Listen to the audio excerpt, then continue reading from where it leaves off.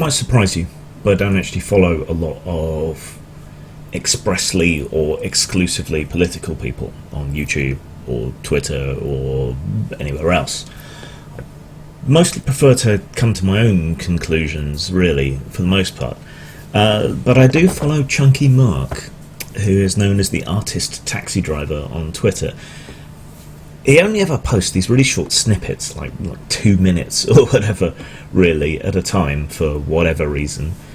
And it's not like he's the best commentator, or much of an artist, really, to be honest.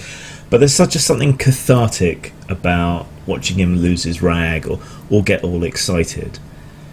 But really, since the referendum, I guess, his Corbyn fanboyism has gotten incredibly aggravating. And it's gotten aggravating with other people as well. The whole idea that Corbyn is some sort of messiah who's going to fix the country is really starting to grip my shit. Now, when Corbyn came in, I thought, oh, this is good. A necessary correction to the left.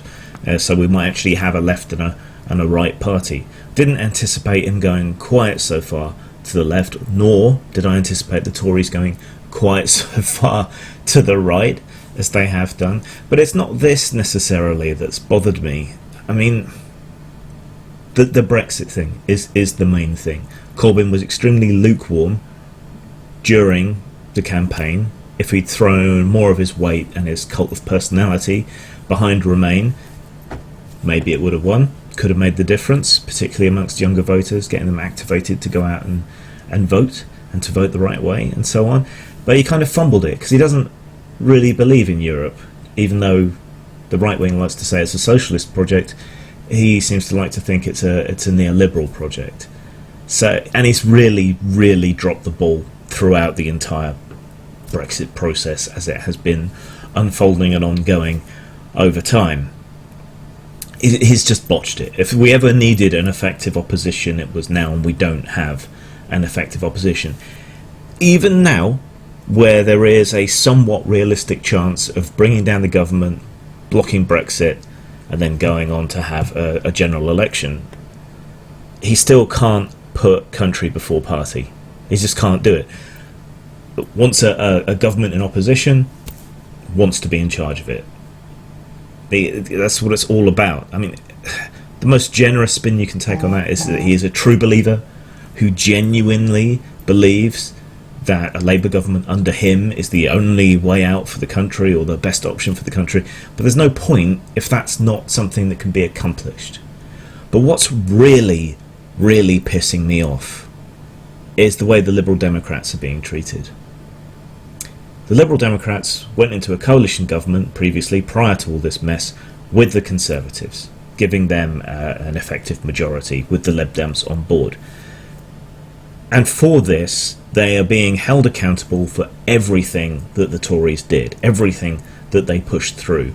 They are being consistently told off, essentially, and called Tories or Tory enablers for being there when austerity was brought in, for going back on tuition fees, all this sort of thing. Now, if you actually pay attention properly to the political news, you'll know that it emerged after that government wound up and the Lib Dems were no longer in power, that behind the scenes they had been blocking or softening or otherwise knocking the sharp edges off Tory policy throughout that entire time. Things could have been a hell of a lot worse than they already were under Cameron if he hadn't been forced into coalition with the Lib Dems. Coalitions require compromise.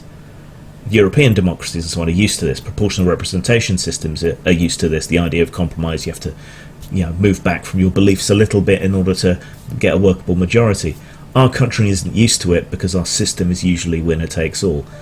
And that seems to be the issue that the left-wingers, the Labourites, the Corbynites are having, that they don't seem to understand the necessity of compromise in these situations. The other thing that I think lies behind it all is that the Liberal Democrats threw everything, the kitchen sink. They put all their political credibility, everything, in exchange for getting a referendum, again, on changing the way in which we elected our governments.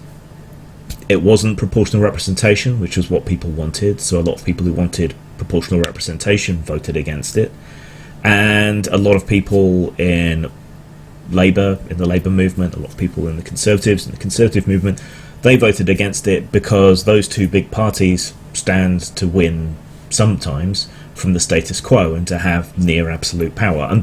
Under normal circumstances, things haven't been normal for some time. And they threw it all away for that, on that, to give us a chance to have a fairer political system, and we rejected it. And they had to horse trade a lot to get that chance. And even a slight improvement would have been an improvement, but it was turned down. Again, in part because of Labour, and in part because of the Conservative Party. The two main parties enjoy their stranglehold on power, and their pendulum swings from one to the other, and the power they wield when they get it.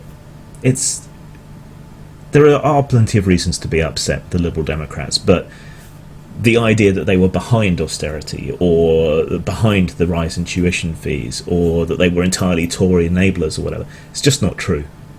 They acted as a brake on the worst excesses of the Tory party, and they traded it all for a shot at a fairer democracy, and we rejected it. So Corbynistas can shut up. We need a compromise candidate, someone like Ken Clarke or something, who can step up and be an interim Prime Minister to stop this stupidity. But if you're going to continue engaging in tribal politics and winner takes all, we're going to lose yet another opportunity. Stop it. You especially, Mark. I didn't wanna hurt you, baby. I didn't wanna hurt you. I didn't wanna hurt you, but you're pretty when you cry.